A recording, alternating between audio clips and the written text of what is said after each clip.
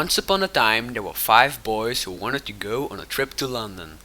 Their names were Jitse, Anton, Lander, Alexander, and Michael. Alexander thought he was the leader of the group because he had a parrot on his shoulder. When he and his parrot were talking at the same time, you better cover your ears. Michael was the tallest of them all. He was clumsy and he had the biggest afro ever seen. Most of the time you could find him at the pub. He really liked drinking beer. Lander and Jitse were the footballers of the group. They were good friends, but they were constantly arguing about who was the best soccer player. Hard to tell, because Lander was a striker and Jitse a goalkeeper. Anton, at the other hand, was a little boy that always knew the right answer at hard, solvable questions. He also was the artist of the group. He was very good at drawing, especially horses. Those 5 guys, weird but very smart, clever, nice, beautiful.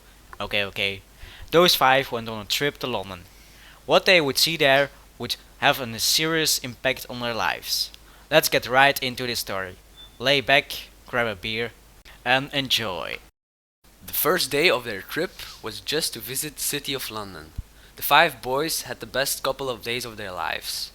They visited the big monuments like the Big Ben, the Tower Bridge, the Parliament, the London Eye, and also a lot of other monuments. They all enjoyed the journey which they would never forget, not only because of the enormous fun they had, but also the adventure that was waiting for them. The second day, it was an adorable morning in London City. The weather was very, very nice. There were barely traffic jams. In short, not an ordinary day in London. No, it was the execution of Queen Violence II. Everyone was obligated to come and watch the execution. The boys went to the biggest marketplace of London to watch this scene, a very important scene in the history of United Kingdom. It all went fine. The only problem was that Michiel was standing in front of everybody, so nobody could actually see anything of this moment. 2 hours later. The boys were drinking a glass of beer in the cafe of Puttevils, also known as Putty. When they realized there wasn't a reason for the execution of the Queen, they had to find out the truth. The next day, the adventure began with a cup of tea and a good English breakfast. When they faced the roads, they went to the Tower of London. They found a window that was easy to break in for Lander and his football skills. Alexander, Anton, Jitse and Lander climbed in the afro of Michael to reach the window, but Michael couldn't get in because his afro was too big. He decided to go away and get a beer while the 4 other boys were risking their lives by breaking into the tower. When they got in, they had to operate noiseless. That means Alexander and his parrot had to shut up. Anton came with the idea to knock out some guards and steal their uniforms to keep a low profile. Jitse decided to eliminate the guards with the smell of rotten cheese. The boys put their gas mask on and watched the guards going down one by one. The 4 boys put on the armor of the guards and resumed their trip into the tower, which was a lot easier now because everyone thought they were guards. After searching for a while, they reached the door of King Mulleman's office. They started looking in every corner of the room to find some evidence that explained why the Queen got executed. They looked under every paper they could find, behind every painting in the room. They opened every drawer they could see, but it took 15 minutes of searching before someone found an indication. It was a step-by-step tutorial titled How to Get a New Wife. Jitse also found his phone, on which King Meulemans had a few notifications of Tinder. The boys got out as fast as possible and started to discuss the evidence they found. Lander and Jitse wanted to accuse Meulemans for getting the Queen executed, but Anton and Alexander said it was not enough evidence and that they would get killed themselves. So they wanted to go and search for some other evidence, somewhere else. When they hit the road, they passed a taxi driver. This happens. For how long have you been a cab driver? 3 years. 4 years, okay. Did you have a special training to become a taxi driver in this enormous city? If yes, how did that training go? Yes, it's called the Knowledge of London. You go on a scooter and you ride all around all the streets for about between 3 and 5 years, looking at all the different points. So you know the city and all the So you know everything inside out. Okay. Is the taxi you are driving a new one? Yep. Oh, nice one. Is this your own cab or do you work for a company? No, all black cabs all work for themselves. All London taxis all work for themselves, and yep, this is my cab. I don't rent it. So you either buy or you rent. So I buy. Wacht. We think your job must be exhausting. How long do you work every day, and how many days a week? That varies, just depends on how busy it is. If it's not very busy, then you go home. But say on average, 10 to 12 hours for about 5 days. Which time of the day do you really dislike and why? Is there a time? No particular time, only when it's quiet. Yeah. And yeah, we had to ask a personal question. Do you like your job? Yep. Do you like it to be a taxi driver? Yes. Oh, well, that's it. Thank Okay. you. Very nice. The boys shouted to Alex that he had to move on. After he reached the others, Lander asked him what he was doing. His answer was, I just want a little bit of fun during my holiday. Can I? They were walking across the streets of London, searching for anything that they could use against the king. They walked from Buckingham Palace to the Tower Bridge and from the Big Ben to the Museum of Thieves, but they couldn't find anything. After a whole day of searching, they decided to rest a little bit at Leicester Square. The boys were standing at the statue of Charlie Chaplin. They were all desperate. What would they do now? At that moment, Anton was staring at the statue to admire the art of the artist. He couldn't resist to touch the statue, but in the slit of the statue he found a paper. He ran to the others and told them what he saw. a couple of letters and numbers were written on the paper, but no one knew what they stood for. It was titled Queen's Execution.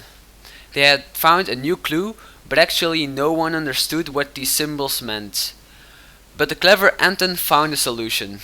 The symbols formed a coordinate. After only a few seconds, Anton had found out that the coordinate pointed at the M&M shop.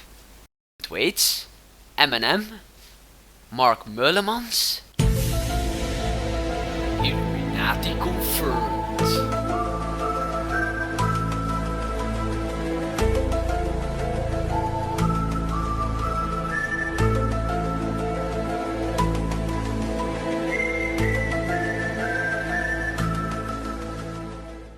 Their job was to use the evidence against the king and win the lawsuit that was coming. Winning against the king is very, very hard, more like nearly impossible. But Michael said that he knew some good lawyers that would be very handy if they wanted to win this. The next day we all had nerves because we were risking our lives for the dignity of the Queen. Once inside the parliament, there was no way back.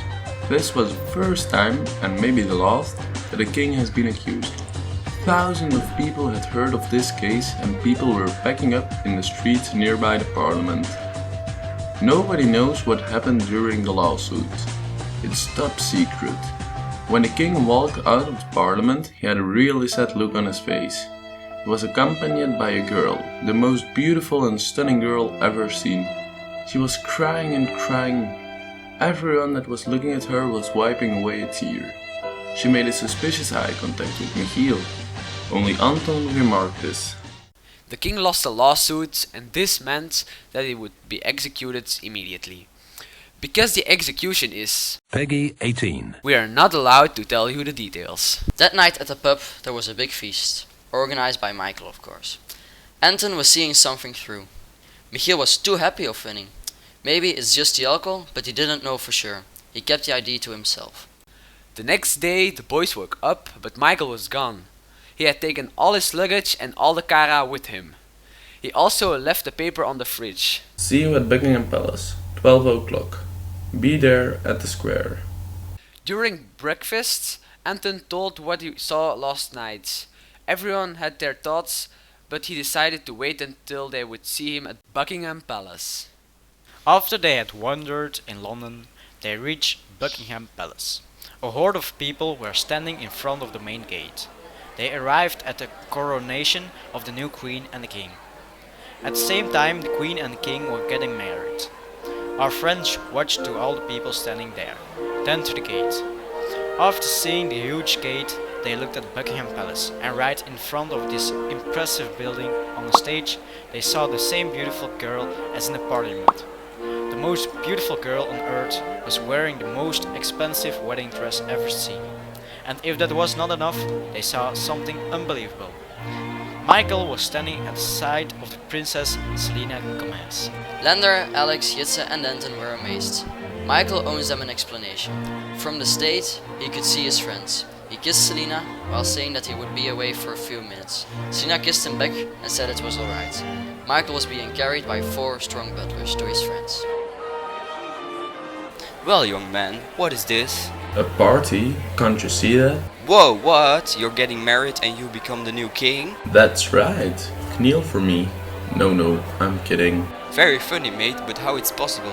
You, king? That was all part of my plan. Which plan? You really thought that King Merlemans tried to kill his wife or dated younger girls from Tinder? No, he wouldn't even dare to hurt a living soul. And that little paper at the Charlie Chaplin statue was written by Selena. But why? Everybody likes to be a king. For you it's still a dream, but it's my reality now. You killed 2 people, Michael. King Merlemans and Queen Valiant. I know, but what are you going to do about it? I'm the king, remember? Just deal with it. By the way, I have to go.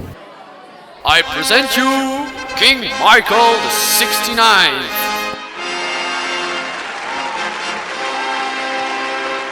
Good afternoon, people of London and all England. I will make a new law. From now on there are 3 days weekend and every day there is a big party.